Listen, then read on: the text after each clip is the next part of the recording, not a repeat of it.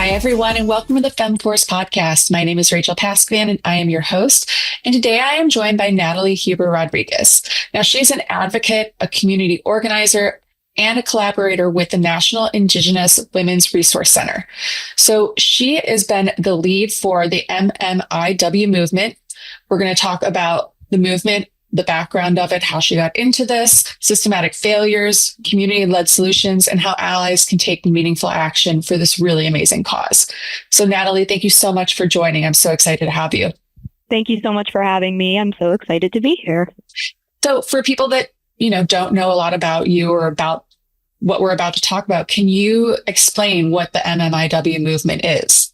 Sure, absolutely. So MMIW is what the cause has become, or the issue itself and the cause has become collectively known as. It stands for Missing and Murdered Indigenous Women.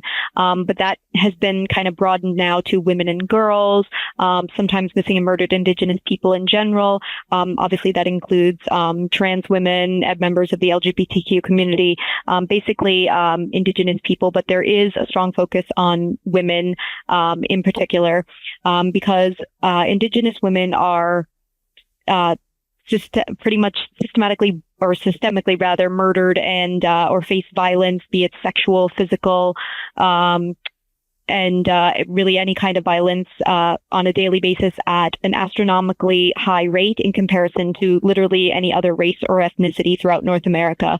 Murder is the third leading cause of death for Indigenous women. By Indigenous, I mean people of Native American, First Nations descent. Anyone who identifies as that. Women, 1 in 3 Indigenous women or girls will experience violence at some point in their lives. Again, that can be sexual, physical, or both. And it's kind of almost a silent epidemic because it doesn't really receive a lot of the same kind of attention, either from the governments of either the United States or Canada, or even the general media, as, say, women of other races, particularly white women, who may be suffering from the same thing. Pardon me, that something just went off and threw me off. You're good. We'll cut that out. I'll let you edit that. So again, there's a lot of sort of kind of shadow around this issue. I mean, not in terms of like anything being hidden intentionally, but there's just not a lot of attention given to it. Mainly, this is likely due to just the reservation system in general, these being kind of sort of fringe areas, these very remote locations of particular reservations in the United States and Canada, and them having kind of like their own tribal government and everything that takes care, and tribal police forces. But also, because even outside of reservation systems, there are plenty of Indigenous women and girls who are suffering or being murdered regularly, and they still aren't receiving that same kind of media attention, even if they are in major cities. The vast majority of Indigenous people in the U.S. anyway live in urban areas or off of reservations at this point, and you still won't see the same kind of media attention drawn to them. I believe a lot of that is due to systemic racism, kind of lack of concern of law enforcement for these people. And it's really a problem that has kind of come full circle now, because every day we're trying to kind of not only get this problem known, but really find the root at the source of the problem and see if we can stop it there via the systemic racism, the kind of way Indigenous women are viewed in comparison to other women, to white women in particular, and hopefully just kind of nip out that initial kind of reasons for why these women face violence at this kind of disproportionate level. So that's what MMIW is in a nutshell, more or less. It's all about not only drawing attention to the cause of missing and murdered Indigenous women and girls, but in addition, providing resources and help and kind of lifelines for women and girls who may be vulnerable. That's women and girls who may be facing abuse from a partner or a family member, those suffering, say, from substance abuse problems even, or housing problems, really anything, just providing those resources for women so that they can have a safe place to go and don't end up as part of those statistics. statistics. I mean, yeah. So this has been, I mean, obviously Indigenous people have been there. You've been in the United States and Canada first. Like the people have been here for so long. And I'm assuming this has gone on for quite a while to now be able to have a movement. Why is it so important and urgent right now? Because the numbers and the statistics are rising? Yes. I mean, this has been going on since the first colonization, essentially. I mean, as terrible as that sounds, I mean, colonization was violent, and women being more vulnerable were always the ones who were going to receive more of that violence. I'm from the Higuayagua Taino nation. The Taino were the first Indigenous group to be encountered by Columbus and, colonizing Europeans. And our women and girls as young as 9 were kind of rounded up systematically and given more or less as like sex slaves and forced wives and brides and stuff to Spanish soldiers and Columbus and monks, anybody really. And again, that was girls as young as 9 as well, because there was sort of just this like viewing of them as subhuman. And that has continued partially, I believe, up until this day. And some people, funny enough, even like to cite someone that everybody knows by name, Pocahontas, as one of the first documented cases of missing and murdered Indigenous women, because she was forcibly kidnapped, if we know the true history, and held for ransom from her family and from her people, until she ultimately died while still being kept, even though she was married and everything, but we don't know the circumstances around that. But we do know that she was originally kidnapped, and she really never got out of captivity. So very different than what Disney has portrayed for exactly. us. I know absolutely not. That doesn't make for as good, I guess, for as family friendly viewing. But probably not. But on them, but still, you're twisting the history there and not giving us what exactly. There was no romance. She was about 10 or 12 when John Smith and the settlers first arrived, and she was about a teenager when she was ultimately kidnapped and held for ransom, so that her father would give more supplies to the settlers because they were all starving and dying. They couldn't meet these demands, and so she unfortunately never returned home, which is quite sad. She died at about 21 years old from complications, they believe, due to tuberculosis. So it's always been a problem, really. Why is it a problem more now? I don't think it is necessarily more a problem now. It's just that now is a time where, thanks to, I think, things like advances in technology, social media, the internet, we're able to kind of get that problem out there and reach more audiences with the severity of the issue. Like many people, as I said, are completely unaware of just how serious this epidemic of violence against Indigenous women and girls is, or even that it was a thing to begin with. I want to say, like the greater or general public kind of first got its glimpse of it through the film Wind River. I don't know if you've ever seen that. That came out a few years ago with Jeremy Renner. And that film shows, a particular instance of Indigenous woman facing, being murdered. But then it also at the end of the film includes a message relaying that this is a real problem. Yes, this is not just fiction for the sake of a film. This is an actual issue. And these are the statistics.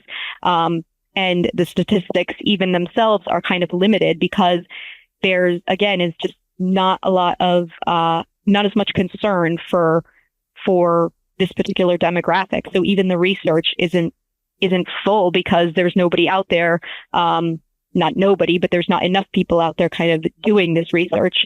So I do believe that now it's not necessarily like the numbers are increasing per se, based on what I've seen anyway. They're remaining more or less consistent, but we have a chance now with being a more connected world and connected society to get it out there. We can really broadcast and kind of hopefully recruit more assistance worldwide.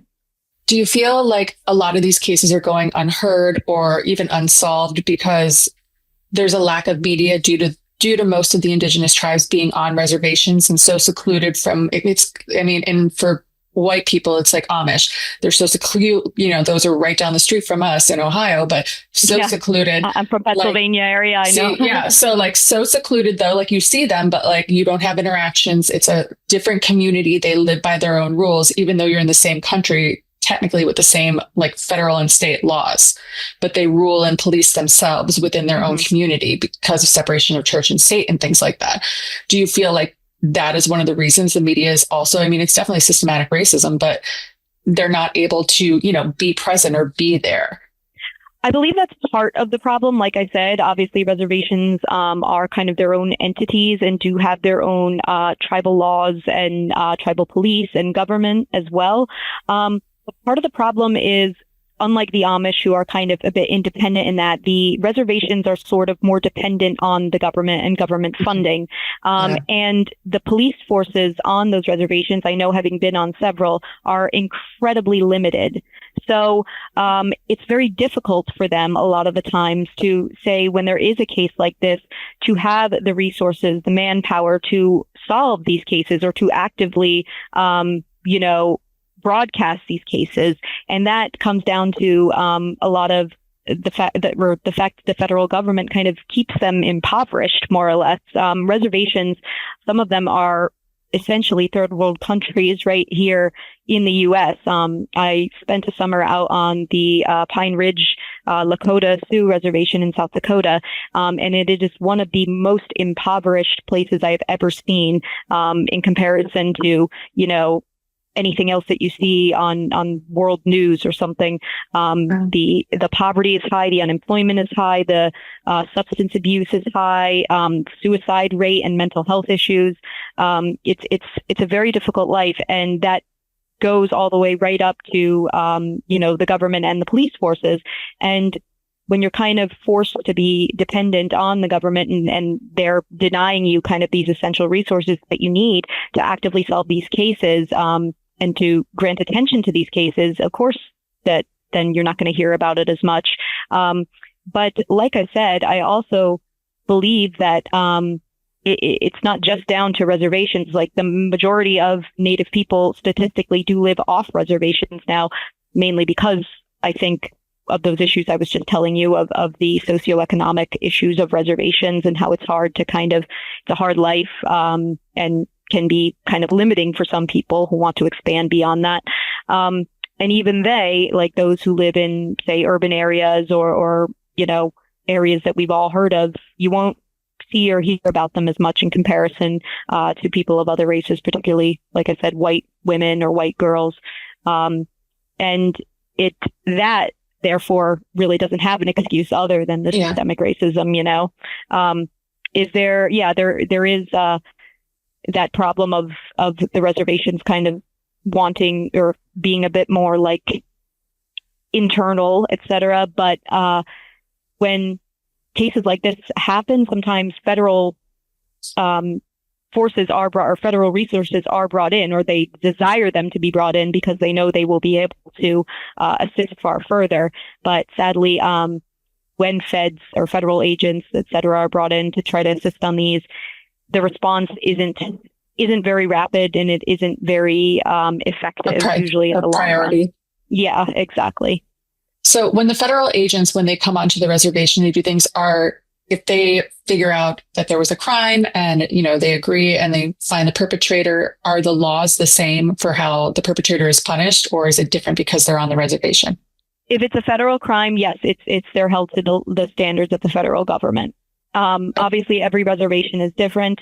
They are different tribes, different nations, different cultures, all with their own particular laws, particular ways of doing things. But if it is considered a crime at the federal level and federal agents are brought in to investigate, then yes, that individual would be they Indigenous or not, would be held to, accountability by federal U.S. I'm from the U.S. I'm speaking for U.S. Canada. I'm not as certain on by those standards. I have yet to really see that happen, though, where there's been, a case like that's been cracked so big, wide open, that the federal government got involved. And look, here's this guy or whoever who we've definitively proven murdered, this woman or multiple women or girls, and now they're going to be, tried and sentenced, etc. I can't really think of any to date, to be sure.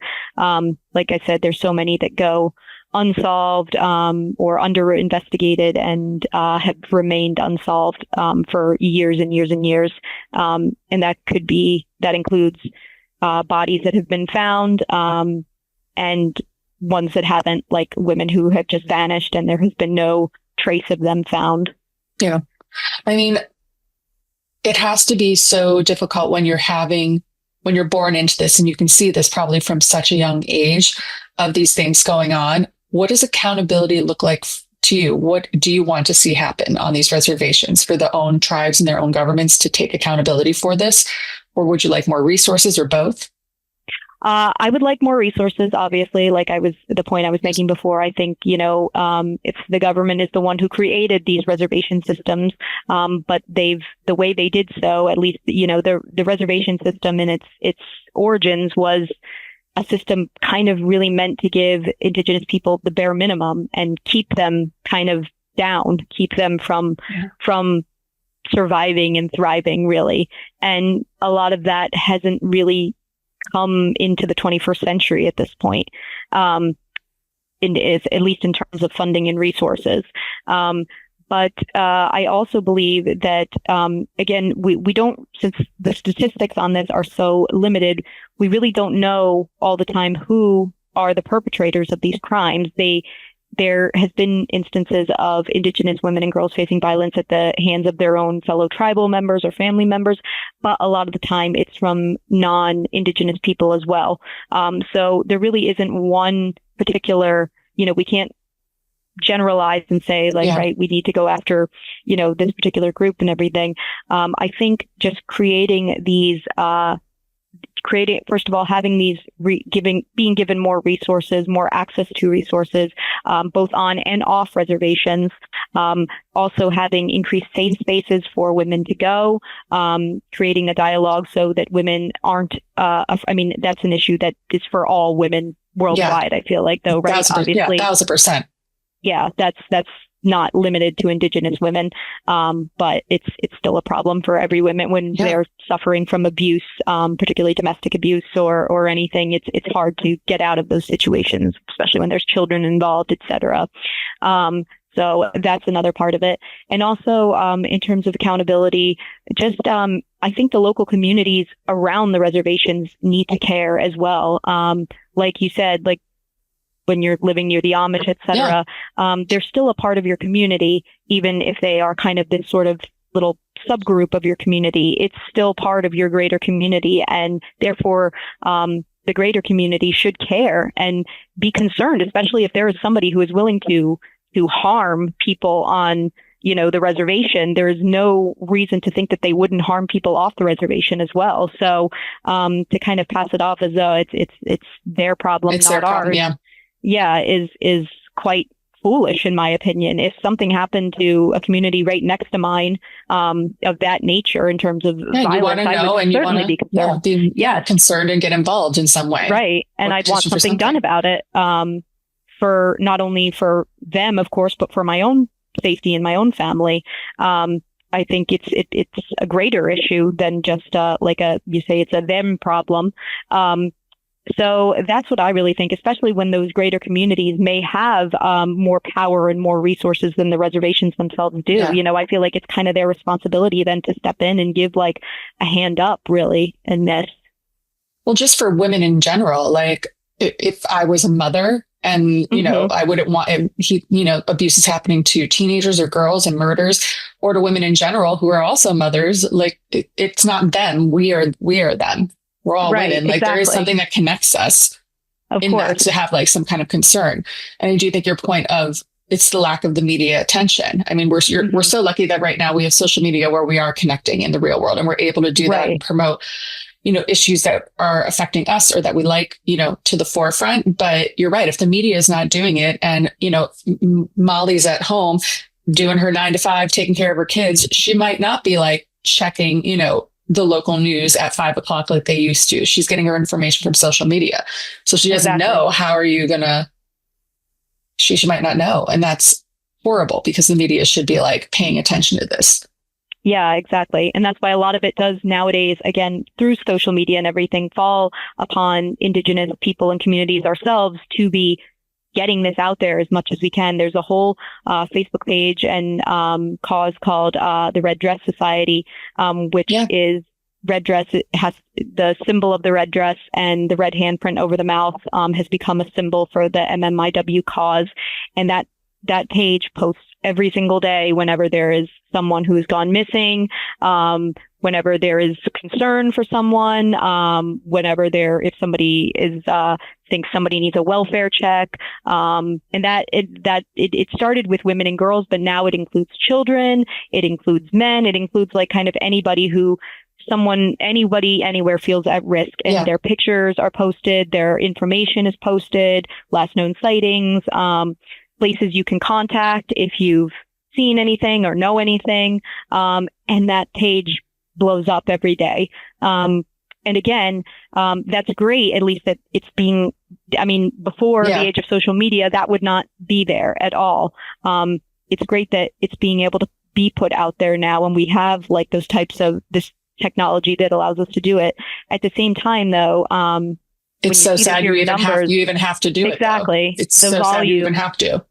Yeah, the pure volume of new posts that come around, of new people, or the updates that they're found, unfortunately, a lot of the time dead, or never found at all. And in the same regard, it's also, unless you're actively following that page, as your average citizen or whatever, you probably still won't see it. You kind of still have to have some connection or some interest to be able to see those types of things, because obviously social media is a bit more curated to what we know and are interested in, right? Yeah. And so if it's not popping up on your algorithm, how are you going to getting that attention? So you just have to keep spreading the word. Right. Exactly. You're also involved in the National Indigenous Women's Resource Center, so the NIWRC, for those in the know here. Very big mouthful, I know. We've got all the words here. We love it, though. The mission is to support the survivors and advocate for your policy change and elevate, Indigenous women's voices. So what does the NIWRC provide that is often missing from the mainstream systems? So basically, it provides national leadership to promote safety for women and communities. And a lot of that is done through supporting culturally grounded grassroots advocacy. It offers resources in like, such as I said, safe housing, legal advice as well, technical assistance and training, and even policy development, all meant to strengthen both tribal sovereignty and also just women's role in tribal communities and the greater community itself. So again, it's a nonprofit organization, and so we rely a lot on donations. But it really, in terms of like kind of any other agency that I know, they do more than so many others who, fundraising is one thing, but also to be able to provide even things like safe housing. And the housing center is a huge part of National Indigenous Women's Resource Center, because the vast majority of violent incidences start at home, right? And as we were talking about before, when women are in an abusive household or abusive situation, getting to a safe home by either for you or your children, et cetera, where you can feel safe and you can feel, you can continue to live your life and also kind of pursue maybe a more permanent means of getting to a safer living place, is so important, I feel like, because obviously statistics show that when women leave an abusive relationship or household, that's when they're most at risk. So having that be kind of a number one priority is very vital, in my opinion. They have no resources, nor have they been outside of, like most women, if you're a stay-at-home mom and like you're in this relationship and you're not allowed, a lot of men, abusers don't let them work or have like outside lives or anything like that. You're in that bubble. If you don't know anything besides that bubble, being able to leave and start over is not just daunting, but it is damn near impossible. Exactly. And also for women in those situations who are maybe then trying to rebuild their lives after getting out of abusive relationships. The National Indigenous Women's Resource Center also provides like training, technical training in particular, like you said, if women are being kept at home, kind of not permitted to work or anything. We can provide, or the center can provide training and resources for, upskilling, so that you're able to get a job and support yourself out in the world, support your children, et cetera, because they do recognize that a lot of women do come from those situations. And that's part of, I think, sometimes why they are afraid to leave those relationships, because they are financially dependent on the abusive partner. And they think, okay, if I leave, what am I going to do? I don't know how to work. I don't know how to use a computer. No one's going to hire me. I have a minimum basic education, et cetera. So being able to give kind of women the tools to be independent after they get out of a situation, an abusive situation or a dangerous situation, I think is vital as well. It's one thing to help them get out of it, but then to help them sustain a life for themselves outside of it. So that's one of the things that I think is amazing as well, that we do provide this assistance and training, particularly with technology, with computers. Yeah, I mean, you're giving them the skills. You're teaching to fish instead of just giving the fish, so that way they're able to do it on their own. Yeah, exactly. And that instills a sense of, obviously, financial independence, which is so important. And also, again, being able to feel that you can support children if you have them, and without having to rely on a partner's finances. And also just giving them, then you kind of a sense of, or a woman in that situation, a sense of like worth and purpose. Not that she didn't have it before, but obviously when a woman has a job of her own, career of her own, money of her own, something she can go to and do every day, aside from just being at home, taking care of children. Not that there's anything wrong with that, if that's what you prefer to do. But some people want more, and having that, being able to provide these trainings and resources to help people get jobs and work in that regard, I think is so no, it's so important. It's a huge portion of it. And how do you feel that the Indigenous leadership in these tribes and in these communities, how do you think that they help change the outcome of this work? Because I'm assuming most of the leaders of these tribes are men. So it's finding that allyship, or no, is it not? I mean, not. It's different from tribe to tribe, nation to nation. But women, female elders, actually, in many tribes and many nations, have a lot of status and a lot of power. Good for them. Cultural significance. For my tribe in particular, I can tell you we have female chiefs, caciques, we call them, who are considered at pretty much equal levels of power to the males. There's been, and that's nothing new. Obviously, I think it's a lot more common now, but in a lot of traditional tribal society, a lot of them were matriarchal, as opposed to patriarchal. Descendancy was determined through women. Women were the property, like homeowners or property owners. I know, like, particularly for the Haudenosaunee tribes, those would be better known as the Iroquois. Everything was kind of managed by the women.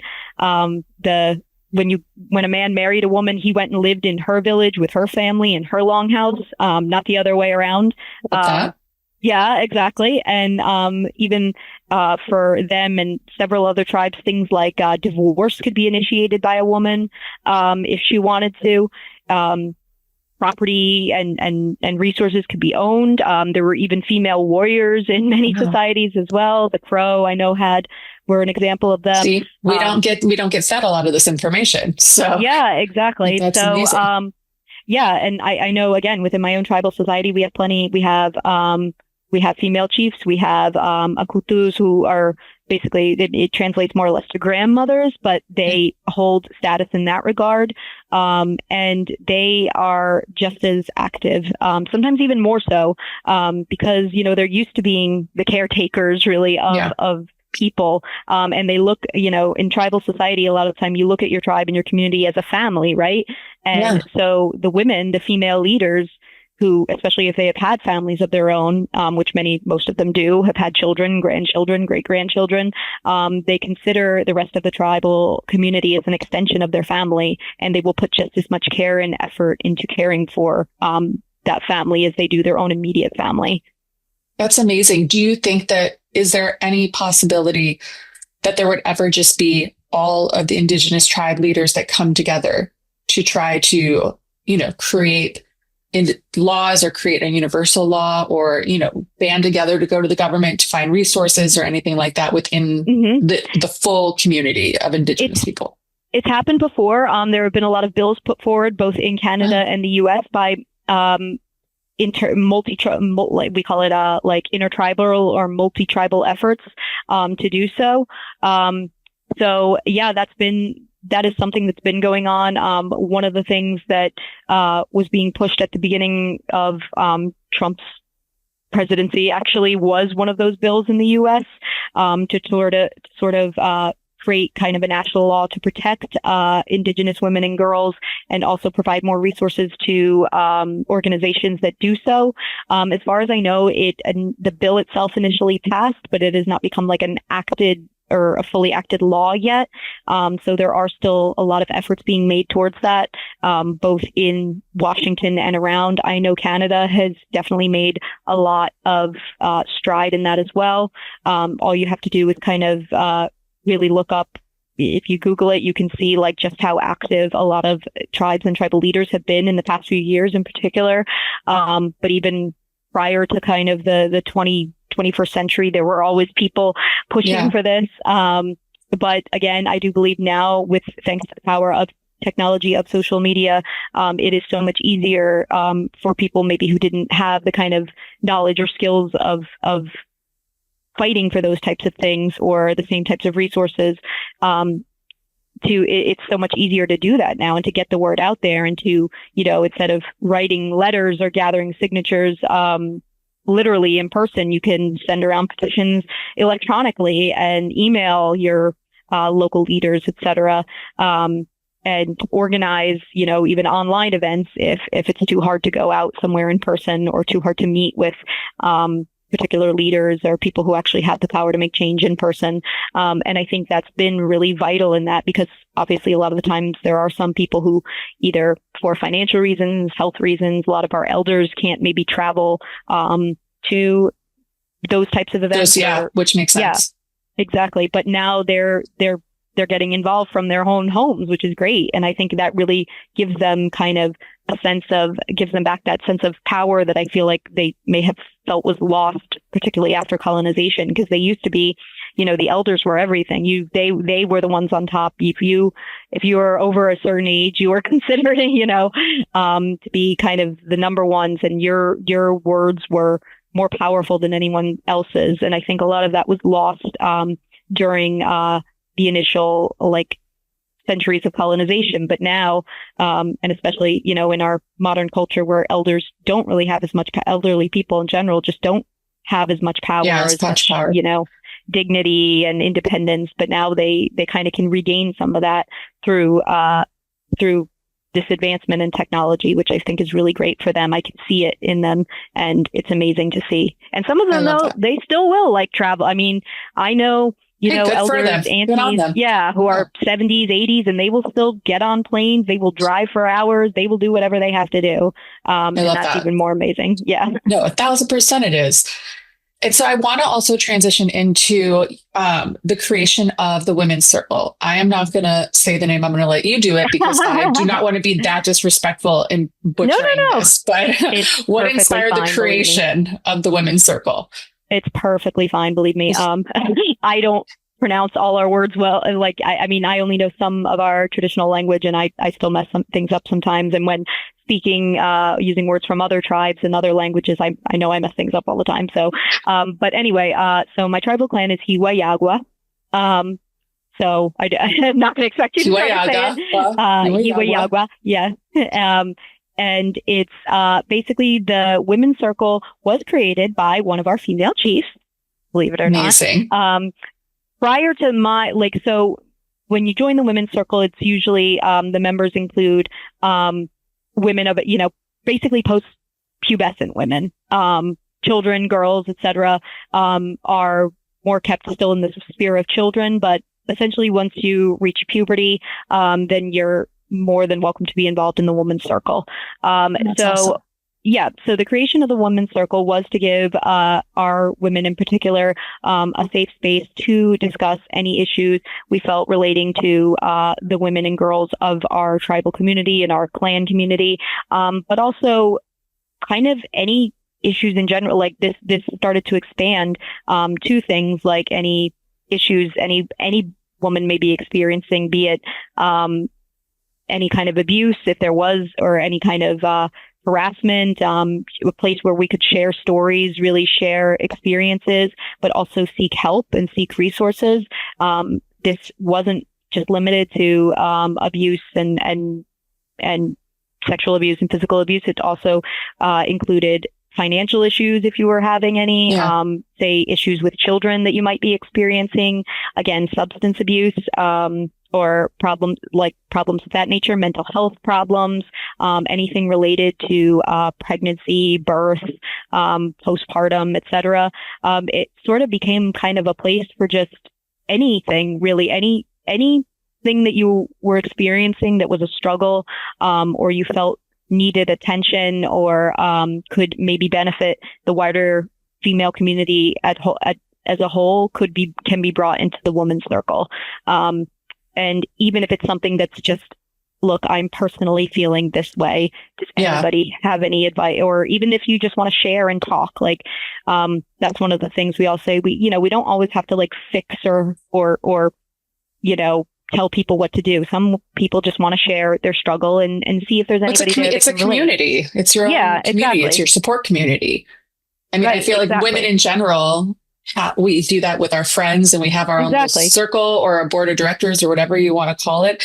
And then you have but you need it within your own community also, especially for the women like in these communities, since you said, like we said, they're, a little more segregated from sometimes the rest of the world, to be able to have that support system and that sense of like they're like a positive community like that. Right. So we're basically like a built-in support group kind of, I love that. For our tribal community. And we can share stories, share resources, connect with each other. Like, obviously a lot of us know each other personally, but some maybe don't. And it's a way to build connections across the whole country, because we have members the whole country wide and in other countries as well. And I remember during COVID, especially, it was definitely, obviously it moved to, mainly, and it was already kind of mainly online because we are like international, and, in different states throughout America. It was a good way to kind of have people be able to connect from all different locations. But during COVID, I remember it was very, very active. We have a Facebook group, and it was very active. I believe it. Yeah. Yeah, because a lot of women in particular, I think, were feeling the isolation a lot more than maybe some of their male partners, due to being, they may have been stuck at home already, but now they were even more so. They can't even go to the store. The kids are at home, and they're not in school, and now you have to kind of do all the things you normally would do when the kids weren't there, but you have to do them with the kids there, and it's hard lot. And it's a lot, and you don't get to see your friends or see your family like you would. So it definitely, I remember just during that time, it became like there was things going on every day. We were having so many more talks, and like even like reading circles or song circles, craft circles. Sometimes if anybody, it can break out into I love that. Exactly, that's amazing. I think you get a sense of whatever you want to do. 1,000%. Exactly. Yeah. It was not an easy time. So to be able to do that for nobody. To be able to have those communities online and be able to also transition them, it just says how you're able to even though you're secluded, like there's ways to keep everybody involved. And there's options, and it really showcases for everybody when you're like, no, you really have to stay inside now. And but look, we're going to have these circles and these communities, and you're going to have that connection still. Yeah. It was to kind of just remind everyone, like, look, we're not seeing each other like we normally would, but we're still here, and we're still here for you. Your problems are all of our problems, is how we kind of see it. If something is negatively affecting one of our tribal members, we're a family, and we want to know, and we want to help, and it affects all of us. So we encourage sharing of that nature, even if it's just, there were plenty of times people would just come on just to cry and say it's really hard. It's really hard. Yeah. Yeah. Sometimes you just need that.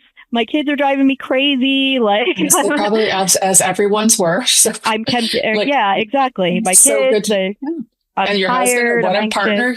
Yeah. Right. And you're locked in the Exactly. house. And some women, again, it was a lot of people in the Indigenous community in general. Alcoholism is kind of a big problem. And a lot of our members are battling that and struggling with that.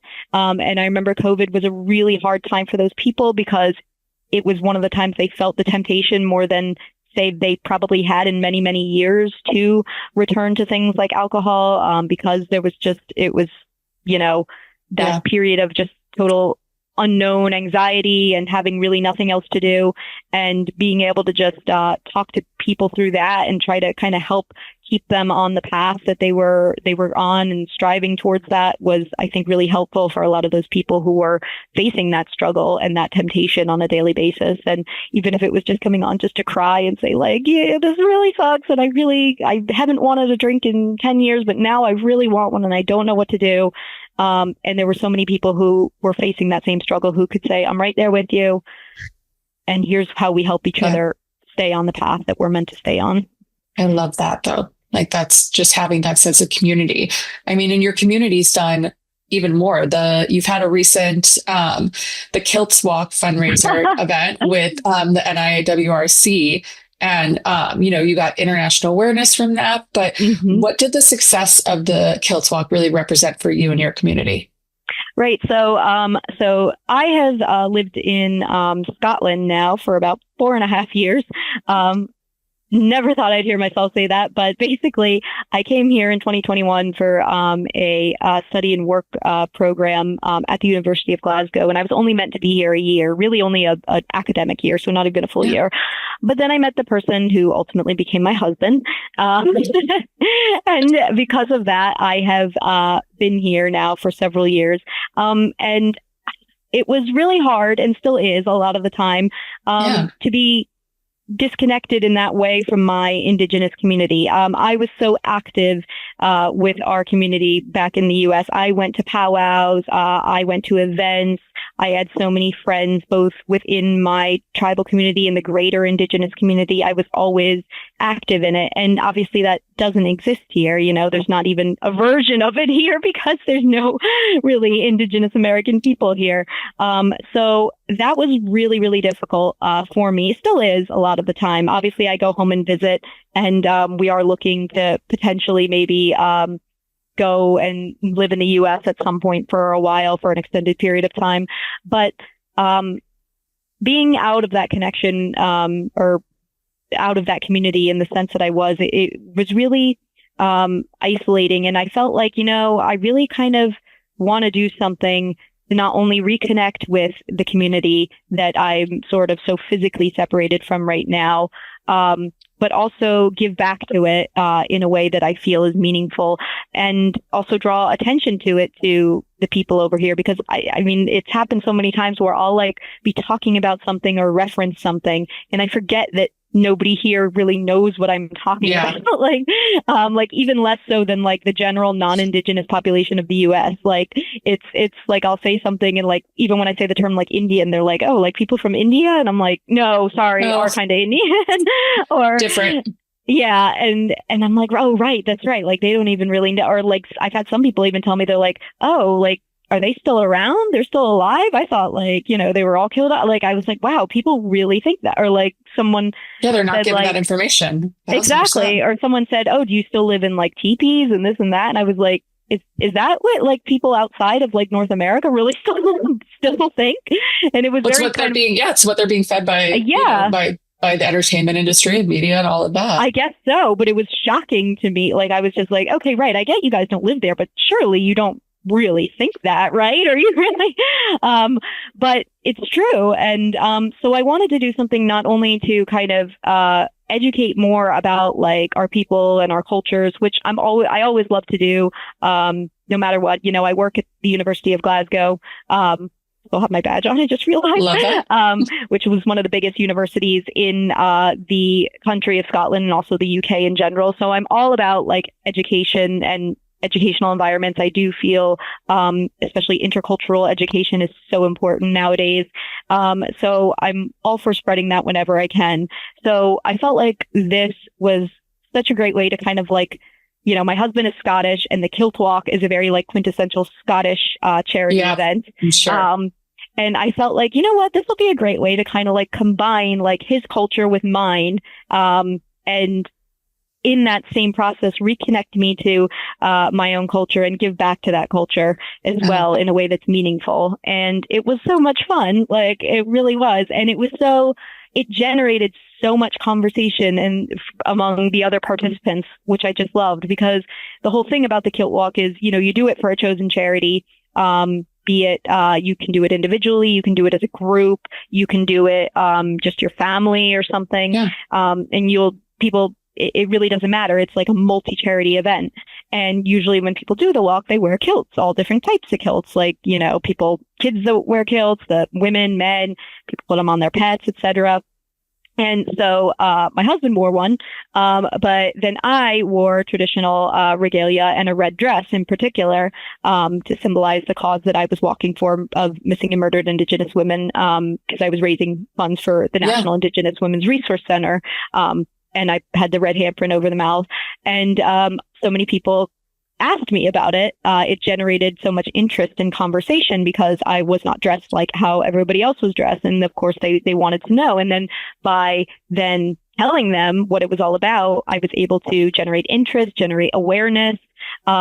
So not only did we manage to raise our target goal of over 300 pounds for the center, which comes to close to like $500, which is great, through just me and my husband alone, which is pretty, I know it doesn't seem like a lot, but for just two people, it being like more individual cause rather than like a group one or a work one. Yeah, no, it's a big deal. I was very proud of it. And so aside from just raising the funds, I felt like we did so much to raise awareness as well, across, international lines, which I think is so important and really just kind of was meaningful to me in a way to reconnect, and maintain my connection with, my community back home. I love that. So as we're wrapping up here, I do want to ask you one more question. If you could give one piece of advice to your 16-year-old self, what would that be? Different girl. Wow. Huh. I would say, I don't even know if I'd recognize my 16-year-old self. Or I'd probably like give her so much shit right now, to be honest. I would say, the time you're living in right now and the world you live in right now is so de minimis. The problems that you think are big problems are not big problems. Yeah. The people that you are living around and associating with are not the people who will have the most impact on your life. They are not the world. They do not represent your world, what will be your world in general. There's so much more out there. And yes, right now, this is the world you're living in. And it may seem like something that happens is like the end of it all, or that, this one person, is causing you so many issues, or you'll never get over, being in love with this other person or something. And just to kind of let her know there is so much more out there, and there is so much more that's more significant out there that you will become aware of, and you'll realize just how trivial these issues are right now, and how they really didn't mean anything in the long run. Even though I know it sucks right now, it feels so hard, and it feels like, it's never going to end. It will end, and you won't even think about it anymore. It will help to build your character, and help make you who you are, but it will not be your life. It will not be you and define you. That's what I would say, because I think 16-year-old girls especially get so, there's so, and I don't blame them, obviously. There is so much we have to deal with. Your life is the world, that small world you're in, that is your whole world at that point. And until you really get out, until you're outside, there's so much more. Yeah. And there's so much crap you have to deal with. I get it. And it sucks at the time. It really does, to be a teenage girl, especially in today's world. I can't even imagine having been a social teenager media else. No. Oh God, I don't even want to think about it. I honestly feel sorry for 1,000%. nowadays who do. I am so glad we didn't have that, because I would have been so much more anxious than I already was. But 1,000%. so I get it, but I just want to let her know, and any girl, 16-year-old girl now who may be listening to this, it will end. It is such a blip in the scheme of your life, and you will realize the important things and how much more important they are. No, I love that. As we're wrapping up here, let's plug where we can find everything, where people can learn. We talked about the Instagram a little bit. Yes. Okay. So if you want to learn more about the National Indigenous Women's Resource Center, it's just niwrc.org. There's everything there from what they do to how you can get involved, events that happen kind of all over the country. If you want to become a subscriber to the newsletter, etc., everything's right there. If you want to donate, obviously that's great, but there's no pressure to. We understand that times are hard for everybody financially, so there's never any pressure to donate. There's no pressure to be. There's no member fee or anything of that regard. So highly encourage anyone to check that out. The Red Dress Awareness page, also Facebook page, if you want to follow that page or join that group as well. I know it may seem quite depressing, and it is a lot of the time, but you never know. One of these days, a picture may come up that you just may recognize that person and may be able to help solve a crime in the making. Like all it takes is one person to recognize a face or recognize a name, and it can be so all these women are listening to true crime. Like, this is your true crime moment. This is your true crime moment. Right. Okay. Yes. Be the hero in this story. Exactly. Or even if you just want to kind of, if you want to help the family as they're looking in their efforts to find their loved ones, etc., there's resources there to do that if you feel like you that's something that you're inclined to do. And I'm trying to think if there's anything else in particular. So follow the MMIW page is on Instagram. Definitely, yes, there's that on Instagram as well. There's also plenty of pages for it on Facebook, etc. And there's just, again, if you feel like you say you live in a community, wherever listeners are based, and you have maybe an Indigenous community nearby, a reservation nearby, or just maybe a museum, a cultural resource center, etc., connect with them, I would say. They are your community as well. And you're all, your responsibility to take care of each other is all of your responsibility.